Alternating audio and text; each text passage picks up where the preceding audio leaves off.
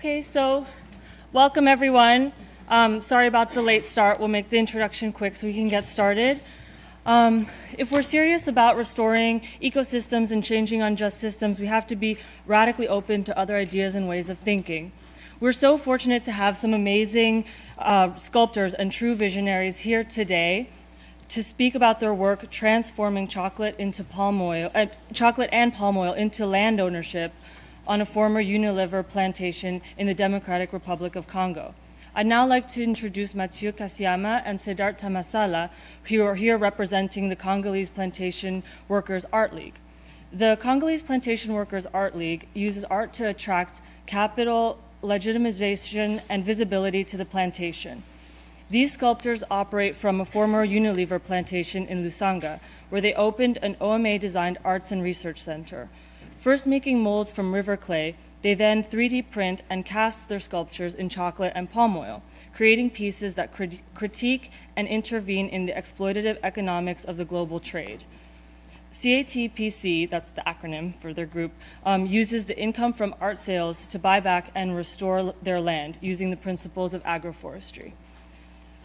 We are so honored to have Mathieu and Siddharth here today with us. And without any further ado, please join me in welcoming them to the stage, or to the podium.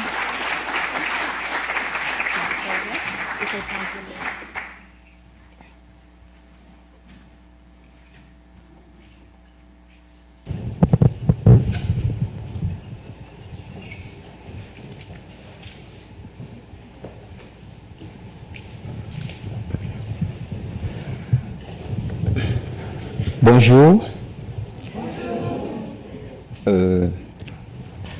Moi, c'est Siddharth Tamasala. Voici mon collègue Mathieu Kassiama.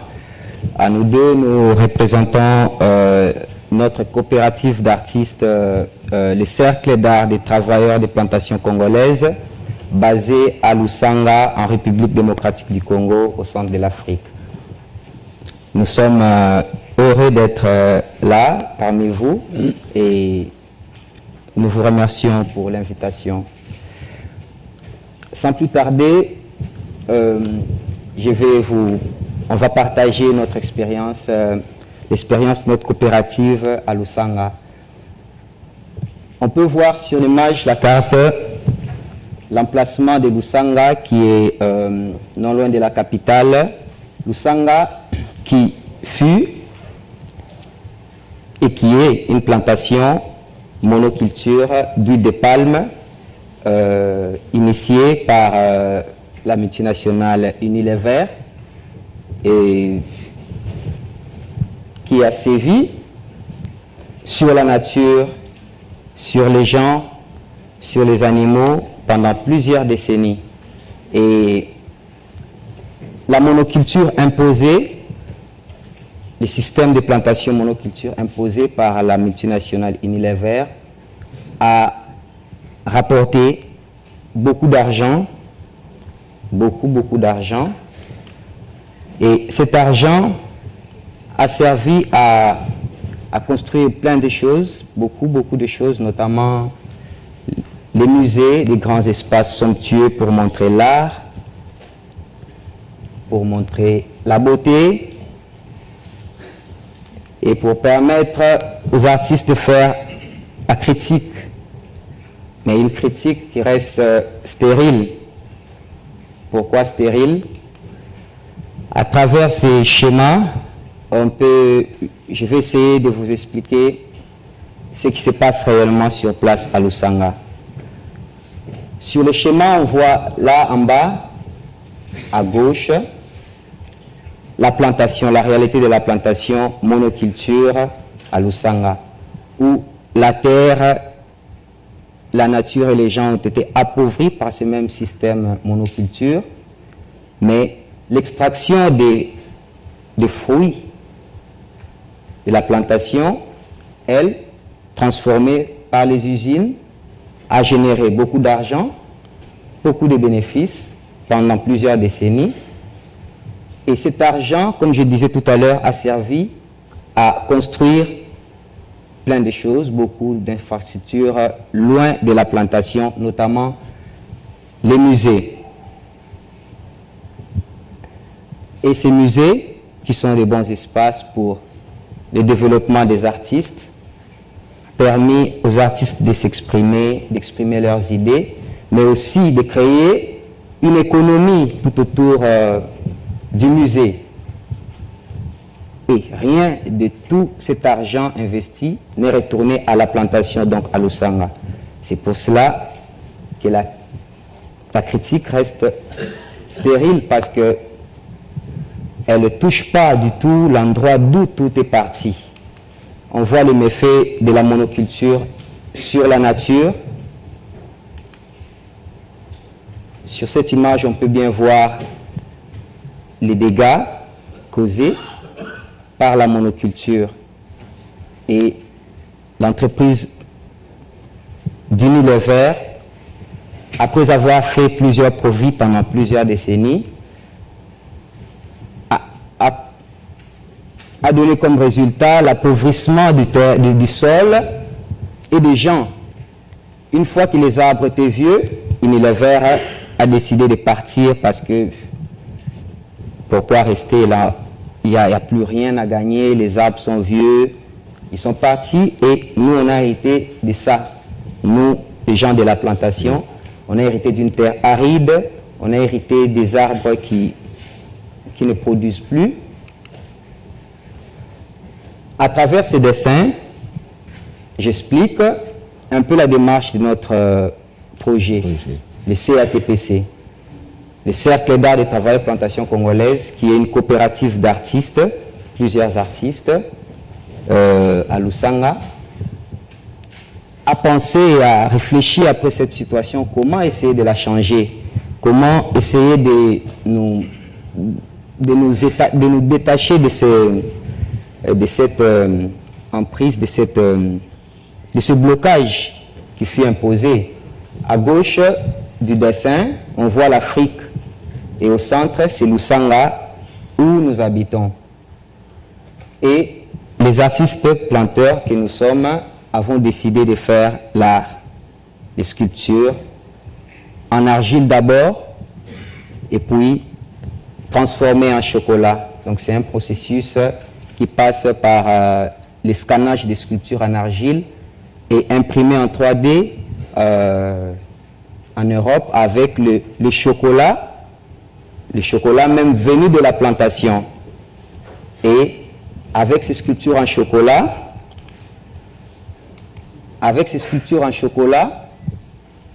on est arrivé à ramener des revenus, faire des profits, des bénéfices qu'on ramène à Lusanga pour acheter la terre, notre terre, et faire une plantation écologique, ce que nous appelons la post-plantation.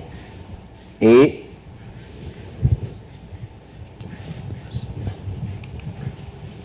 les artistes planteurs à Lusanga, là on peut reconnaître mon collègue Mathieu en train de faire la sculpture à Lusanga dans notre premier atelier qui n'était pas dans les conditions. Une autre collègue à nous, une femme qui s'appelle Iguet Kilembi, en train de faire la sculpture dans l'atelier à Lusanga. Là, c'est Jérémy Mabiala, un autre collègue du CATPC, contemplant sa sculpture, le bailleur des fonds, toujours dans l'atelier. Et on reconnaît Mathieu juste derrière Mabiala. Là, c'est les sculptures, cette fois-ci en chocolat, exposées au Sculpture Center à New York, où Mathieu était présent, c'était en 2017. La sculpture bailleur de fonds, cette fois-ci en chocolat, dans les White Cube au Sculpture Center. Sur cette photo, on reconnaît mon collègue Mathieu dans le New York Times en 2017, où le New York Times a nominé notre expo parmi les meilleures expos de l'année. Les bénéfices, comme je disais tout à l'heure, tirés de notre travail, les expositions dans plusieurs villes, notamment Amsterdam, Berlin, New York ou Tokyo ont permis à ramener des bénéfices que nous avons retournés à Lusanga pour acheter la terre, racheter la terre, la restaurer et aussi faire d'autres choses, notamment faire un atelier décent, un atelier pour notre travail. On peut voir la différence avec les conditions dans lesquelles on a commencé notre travail. Ce n'était pas possible de continuer comme ça et c'est comme ça qu'on a un nouveau atelier aujourd'hui avec les mêmes revenus. Avec les mêmes revenus, on a initié de faire notre propre musée, de construire notre musée dans la plantation. On s'est dit que si le musée permet de créer toute une économie à Londres ou à New York, ça pourrait faire la même chose aussi dans la plantation.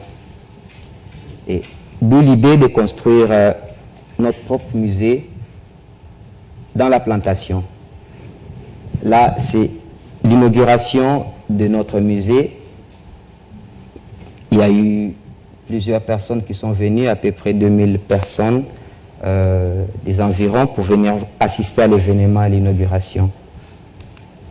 Avec les mêmes revenus de l'art, nous avons initié de faire une pépinière pour justement restaurer la terre qui a été appauvrie pendant plusieurs décennies avec ce système de monoculture.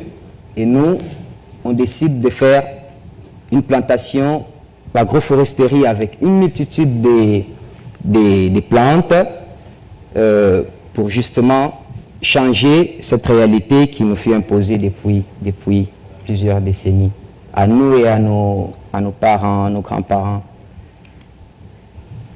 Là, c'est notre pépinière avec un autre collègue. Ce sont les cacaos, les jeunes plantes de cacao à Lusanga, cachées dans les abris pour éviter le soleil, pour que le soleil ne puisse pas détruire nos jeunes plantes.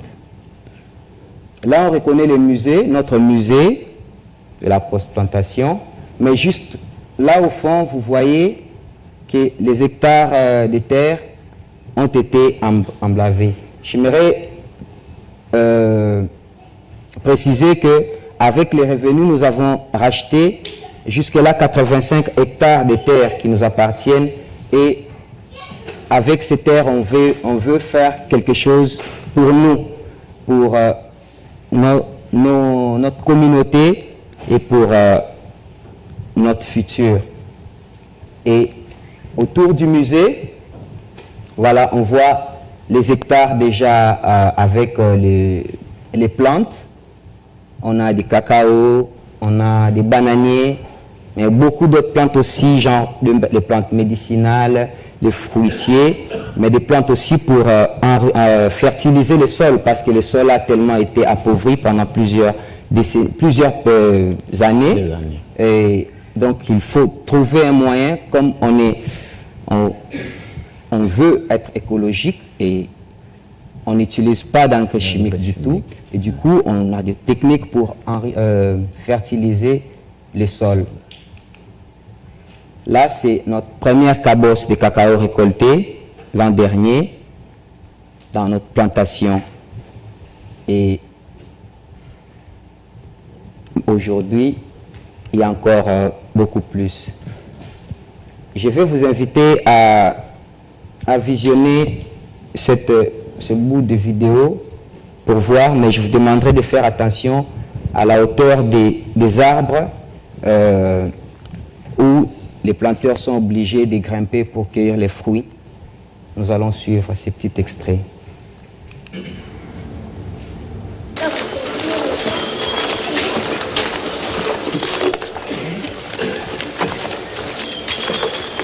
Mayele na technique.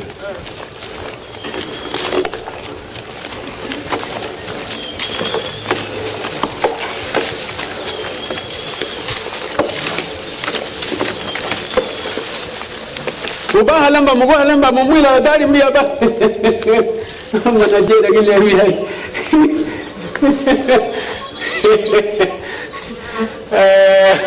Mabiki kwenda wetu paske ina bikele gedi dempa muge kato.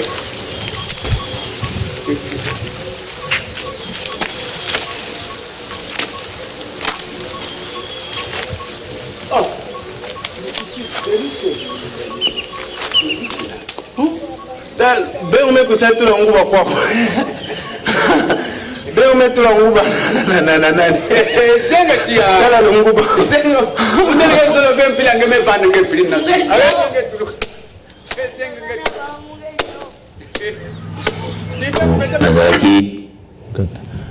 Ça c'est moi, et Mathieu Kassiama. Ouais. Donc j'ai tombé plus ou moins 5 fois à la palmier. J'ai tombé plus ou moins 5 fois. Donc j'ai risqué à mort.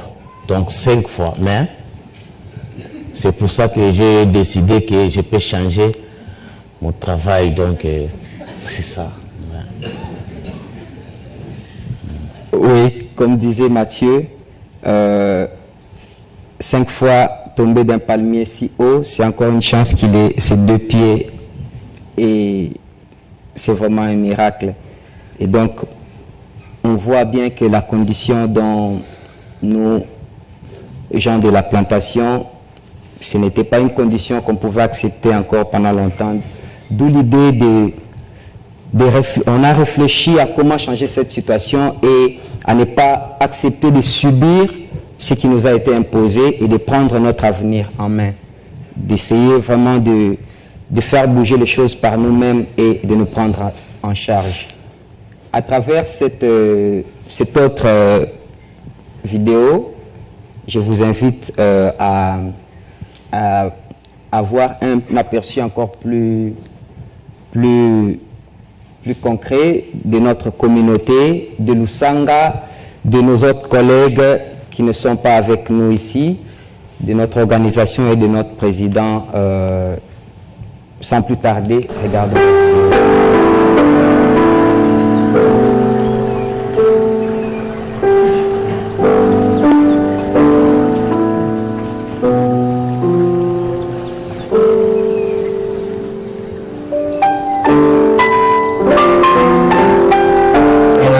Qui a toujours été derrière notre projet, c'est de faire de la post-plantation qui est différente de ces modèles anciens où les musées sont construits sur base de la sueur de travail dans les plantations.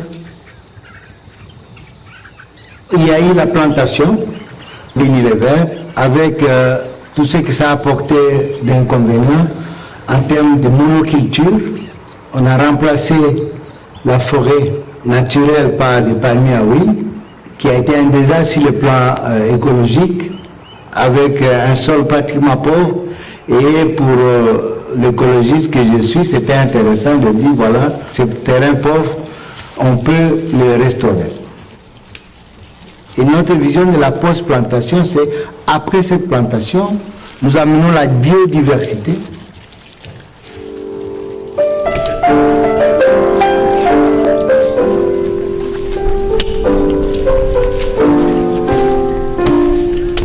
De ma souvenance, il n'y a pas un projet qui allie là à l'environnement.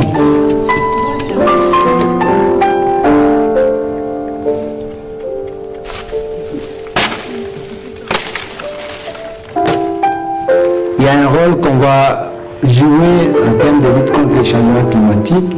Les forêts que nous sommes en train de restaurer séquestrent une grande quantité de carbone, donc on nettoie l'atmosphère. Pas pour les habitants seulement de Lusanga, mais ça sera un apport pour l'humanité entière.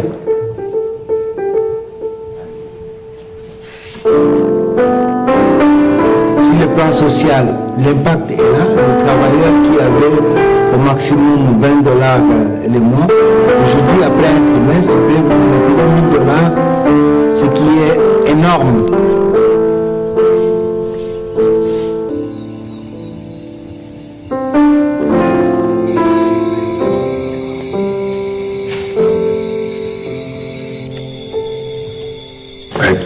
eza ndako moko ya pembe eza ndako sauvegarder baœuvre eza mpe mpona kobenga bato ebele bapaya oyo baza bisika na bisika oyo bayoki ke ndako wana eza wana fo baya po bayeba ndini eza na kati ekoki kointerese bango.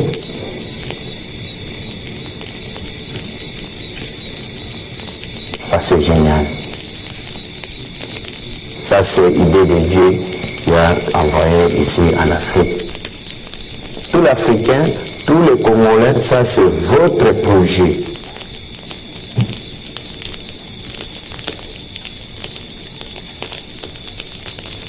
Ça c'est rêve, ça vient de la réalité.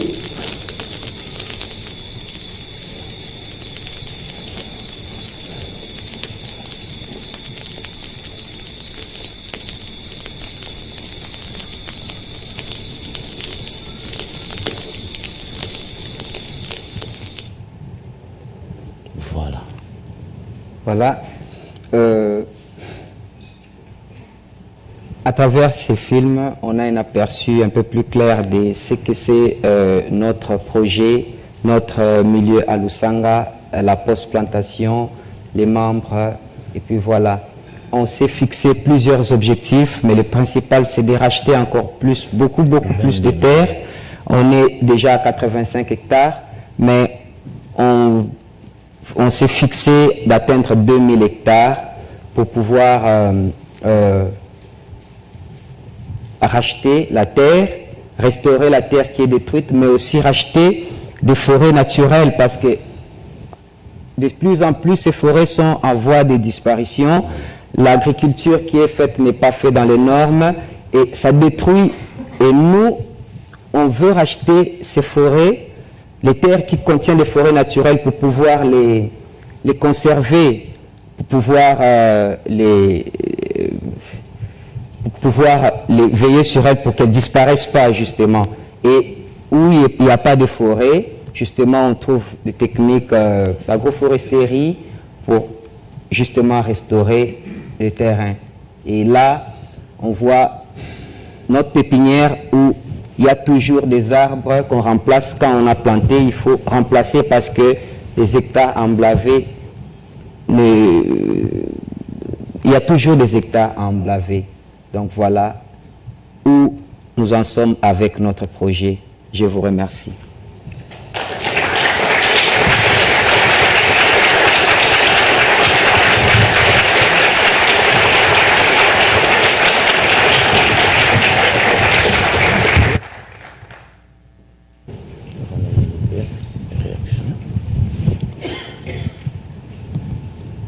Thank you so much, Sibel and Mathieu.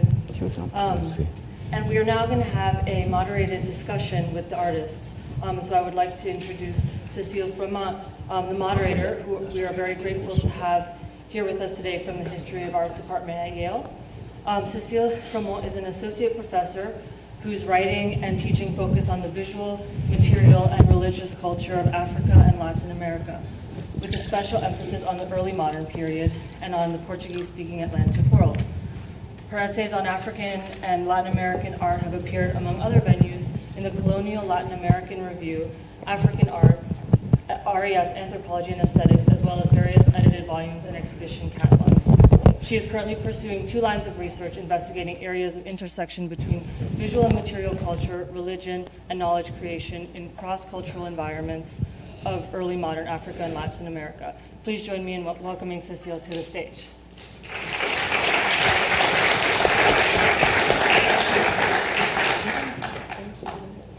Do I need to, if you want, sure. Merci beaucoup, Cédar et Mathieu, pour cette belle présentation. C'est bon, oui. Je voulais commencer par vous poser une ou 2 petites questions pour commencer notre conversation et après inviter tout le monde à nous joindre. And I'm assuming this is still getting translated, right? Yeah, great. Vous avez, dans le film, j'ai remarqué que un des mots qui avait été utilisé pour le centre d'art, c'était Nzo, la maison. Et c'est un mot qui est tellement évocateur, qui a tellement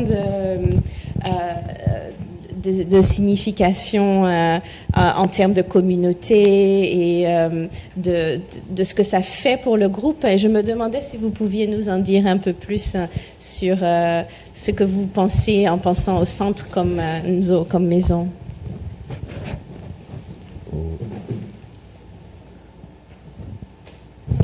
C'est à moi ou Mathieu? Peu importe. Oui, Merci pour la question. Nzo, en Kikongo, qui veut dire la maison, ça renferme beaucoup pour nous. En tout cas, ça dit beaucoup. Nzo, il habite qui? C'est la maison pour les sculptures, sauf qu'on ne fait pas que la sculpture, donc pour l'art, mais l'art en Kikongo, il n'y a pas un mot pour ça, donc on dit Biteki pour tout. Et c'est une maison pour mettre nos œuvres, pour mettre notre travail dedans, parce qu'au départ, notre travail s'abritait dans des maisons, dans des nzo, mais à des milliers de kilomètres de nous, à New York, à Tokyo, et on ne pouvait pas chérir notre bébé qui est l'art, qui est nos sculptures, qui est nos dessins, qui est nos films ou nos photographies, ainsi de suite. D'où il fallait avoir une maison, il fallait avoir notre maison. Et le Nzo, le Y-Cube à Lusanga, c'est le Nzo qui fut construit ailleurs. C'est le Y-Cube qui a été financé par la plantation, mais qui reste ingrat parce qu'il reste à distance. Et là, on le ramène de force et on se l'approprie parce que on est en lien avec ces Nzo-là, le Nzo habité, qui Nzo Yampembe, donc la Maison Blanche, pas la Maison Blanche comme où habitait Barack Obama et où habite Trump maintenant, mais une maison qui met en valeur les sculptures, et c'est différent de la maison en blanc d'ici parce qu'elle efface le contexte d'où est produit les sculptures. Et chez nous, même si elle est blanche, mais à travers la fenêtre, on voit bien la plantation qui pousse. Et en même temps, en tant que, comme on se veut, écologiste, la maison, c'est aussi la planète, c'est aussi la nature, c'est la forêt. Et donc, ce Y-Cube là, dans la plantation, il complète aussi tout cela. Donc, on est en train de reboiser et le reboisement lui-même loge le Y-Cube dedans. Donc, ce cube blanc est dans la verdure. Et je crois que Nzo pour nous, c'est beaucoup de choses. Mais Nzo est en Pembe, donc la maison en blanc, ça c'est notre chambre, notre coffre-fort pour garder mettre notre travail en valeur. Merci. Je vous en prie. Je vois, Mathieu, vous avez apporté des biteki ici, oui? Oui. Qu'est-ce qu'on voit là? Oui, ça, c'est la question à Mathieu. Ça, c'est Biteki à Kikongo, maintenant sculpture qu'on a transformé en chocolat. On peut porter donc toutes les grandeurs nous on fait. Donc maintenant on amène ça pour montrer que c'est pas pour rien, pour dire que maintenant on est dans les bains. Donc c'est ça. Avec livre CATPC, il est là. Donc tous les membres, tous les jeux aussi, il est là aussi dedans. Donc c'est ça. Et ce sont des portraits, ce sont des petites têtes, je ne sais pas si vous voyez depuis... En fait, il y a plusieurs formats. Le format original, c'est des têtes genre à la format humaine, mais on les diminue à tous les formats pour pouvoir que tout le monde puisse pouvoir acheter ou acquérir, quoi. Et là, c'est les plus petits formats, il y en a plus grands encore, et puis voilà. Mais c'est nos autoportraits d'artistes planteurs.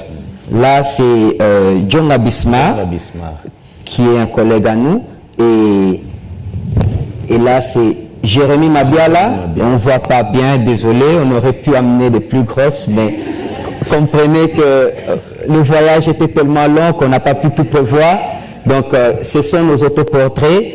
C'était la première sortie du CATPC. Alors, il fallait faire connaissance avec notre public qui est tellement éloigné de nous, qui ne nous connaissait pas. Donc, c'était genre, je me présente, je suis Siddhartha Massala et voici ma tête.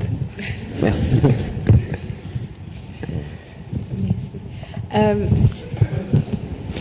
On peut inviter des questions. Monsieur.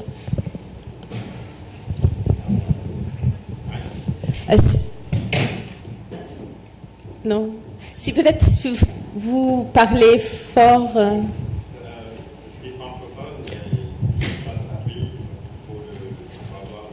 Si vous parlez, dites en anglais, je peux la traduire pour Mathieu et Cédar. D'accord. Deux petites questions. Vos sculptures en chocolat sont super et ont l'air succulentes en même temps. Et j'imagine 2-3 enfants vouloir en manger. Est-ce que c'est mangeable? Ça c'est 1. 2, une question pour Mathieu. Qu'est-ce qui vous a permis de regrimper et regrimper après être tombé plusieurs fois? Quel était votre esprit, votre sentiment? Qu'est-ce qui vous a permis ou propulsé de le faire? Je ne comprends pas ton question. La deuxième question, qu'est-ce qui vous a permis de regrimper l'arbre, le palmier, après avoir tombé 2-3 fois. D'accord. La première question, c'était si on peut manger les sculptures. Hein. Oui. Et la deuxième question, c'est après que tu es tombé, comment tu as eu le courage de remonter? Ok. Donc, moi, ça me fait en tout cas rien. Je prends ça comme l'accident qui vient pour tout le monde.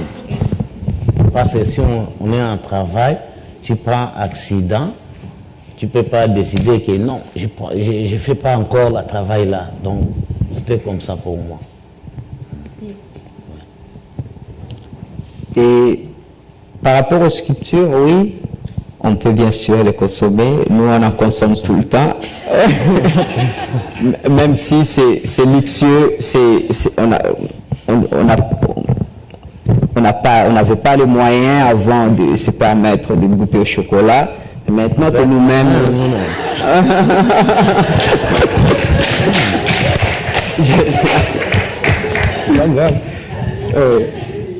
Donc, oui, je confirme que c'est... Voilà, Mathieu, d'ailleurs, plus rien à dire.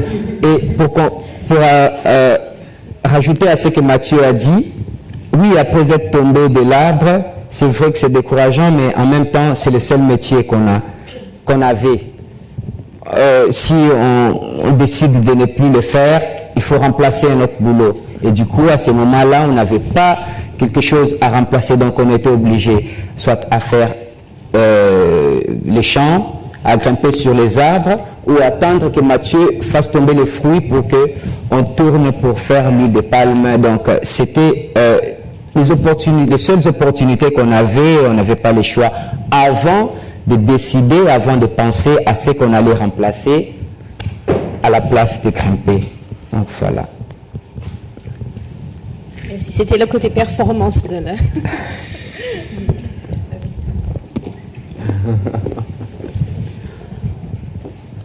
Merci bien pour la présentation et c'est vraiment formidable d'entendre de votre initiative et encore félicitations.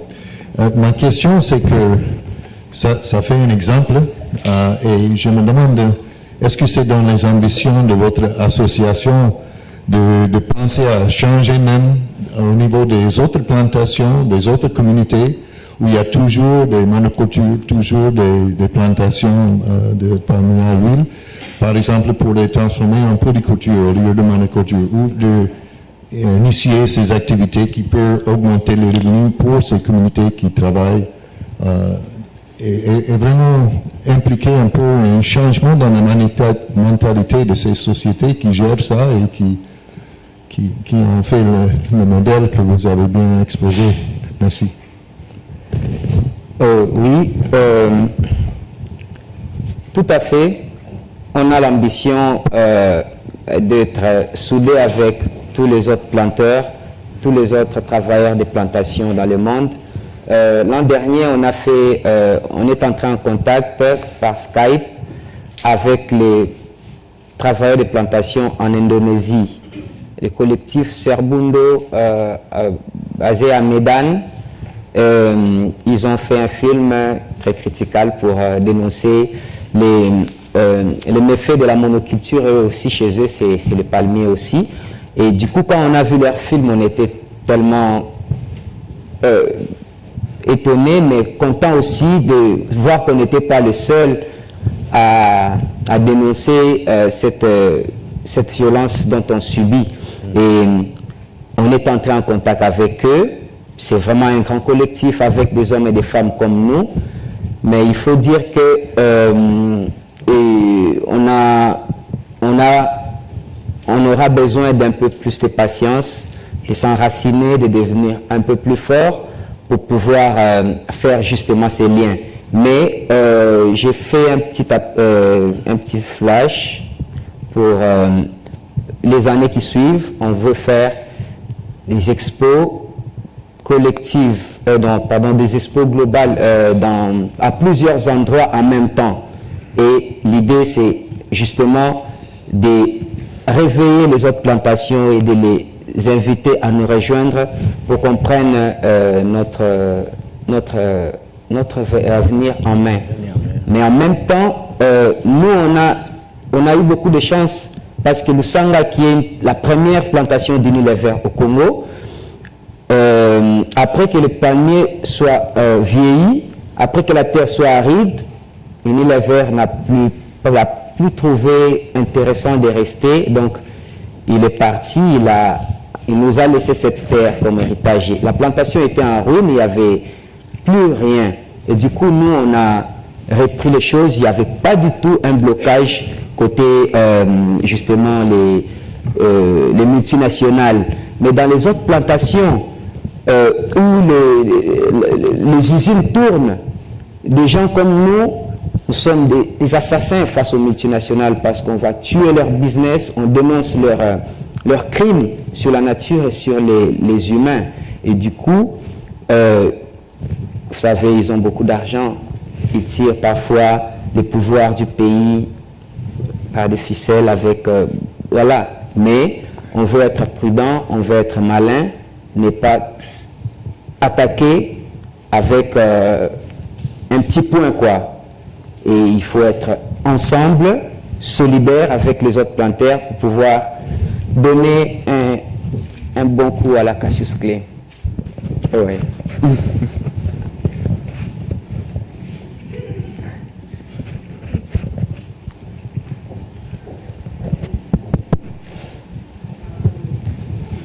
Thank you so much for your presentation and bringing this beautiful videos and your art here to share with us. You talked a little bit about the health of the land and restoring the land, and I was wondering if you could speak a little more about the health of the people and if this project has maybe lifted the spirits or provided more healthy food or changed the society of all of you living in this area. Vous avez parlé de la santé de la terre qui a été renouvelée par les activités et Madame vous demande si aussi ça a changé ou amélioré la santé des personnes qui travaillent, qui sont résidents de la plantation. Ça a eu un impact aussi humain et autant qu'écologique.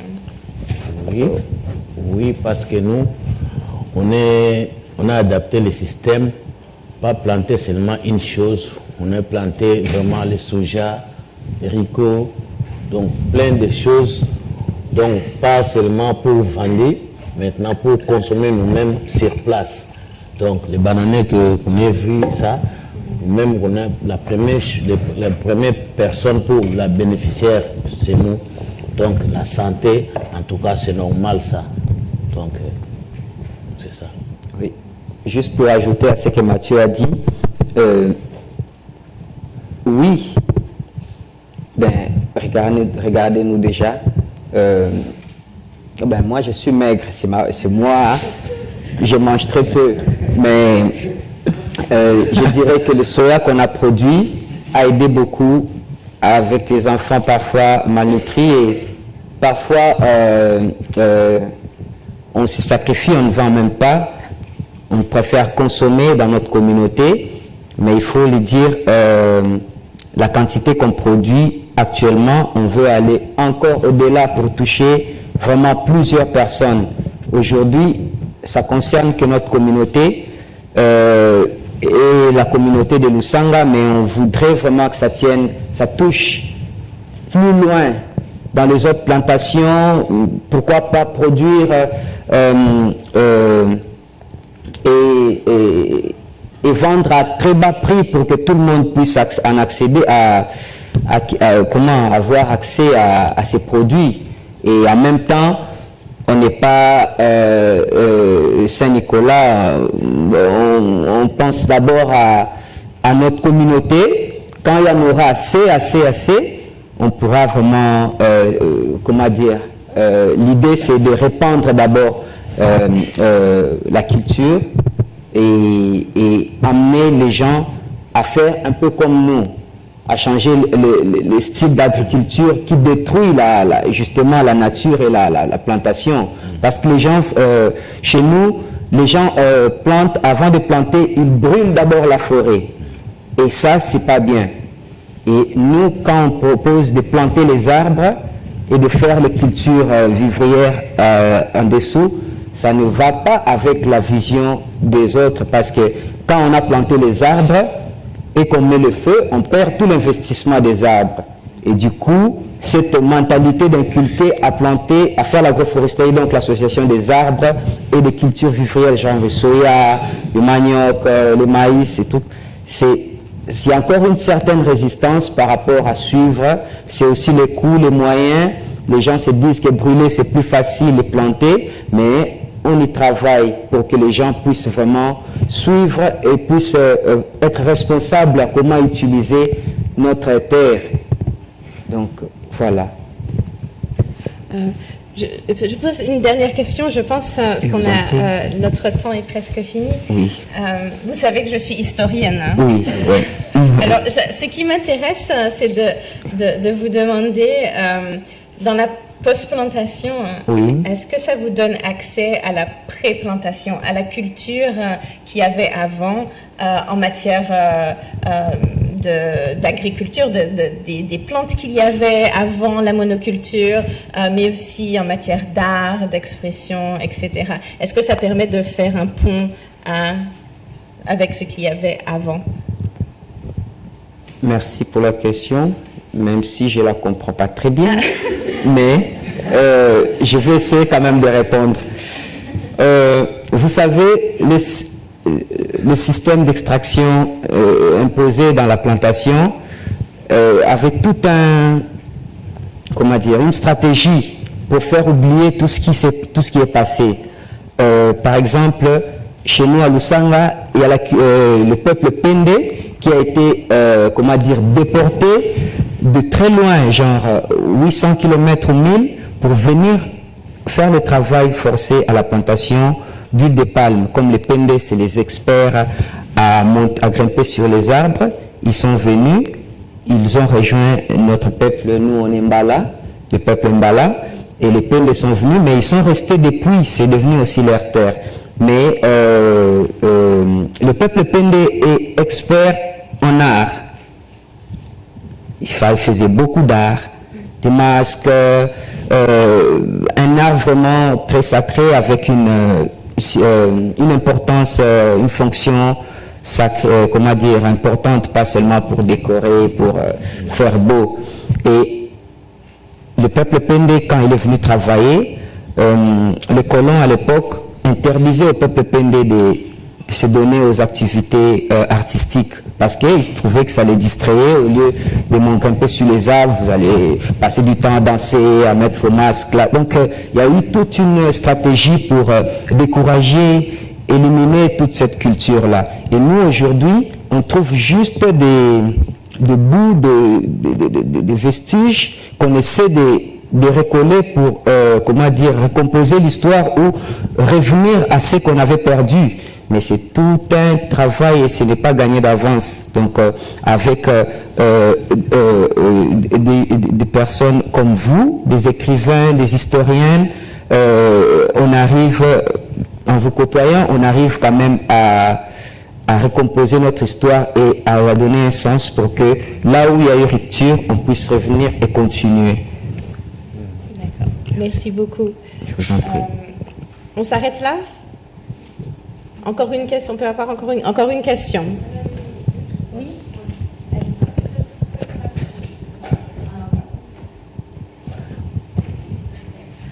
Very quick question. I'm trying to imagine the chocolate sculptures in this hot climate, and I'm wondering how you keep them from melting. La dame demande comment est-ce que vous conservez les sculptures en chocolat dans le climat chaud. Eh oui, bonne question.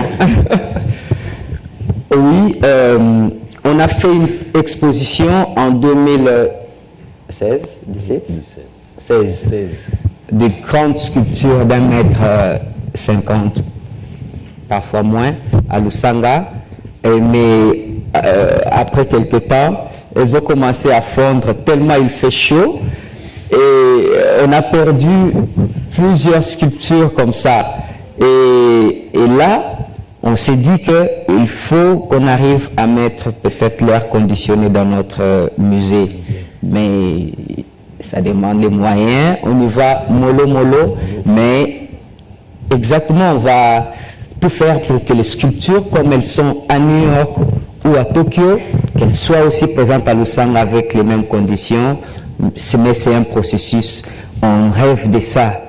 Que nos sculptures ne soient pas seulement pour un public à des milliers de kilomètres de nous, mais qu'elles soient aussi pour nous, pour notre communauté, pour notre peuple sur place. Mais c'est vrai que c'est une contrainte de les conserver avec notre climat tropical. Mais on y travaille. Est-ce que vous gardez les argiles?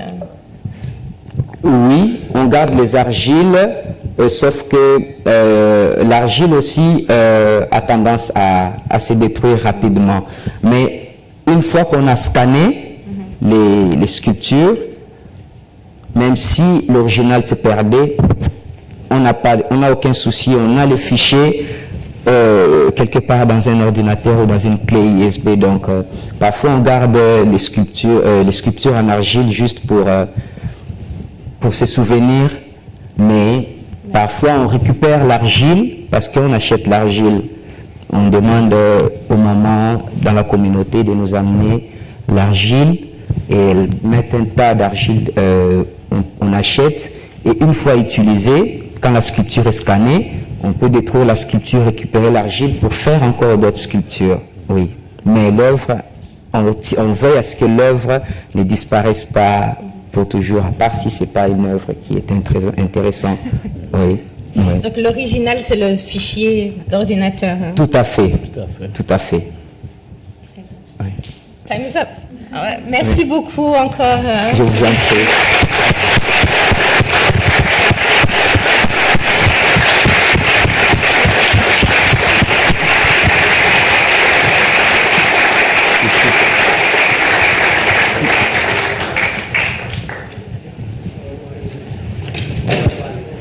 Merci beaucoup. Thank you so so much to Seda, Mathieu, and Cecile for moderating. We're now inviting you to join us in the breakout sessions that have been pushed back by 10 minutes. So those will go to 12:40 instead of 12:30, and then we will have lunch. Merci.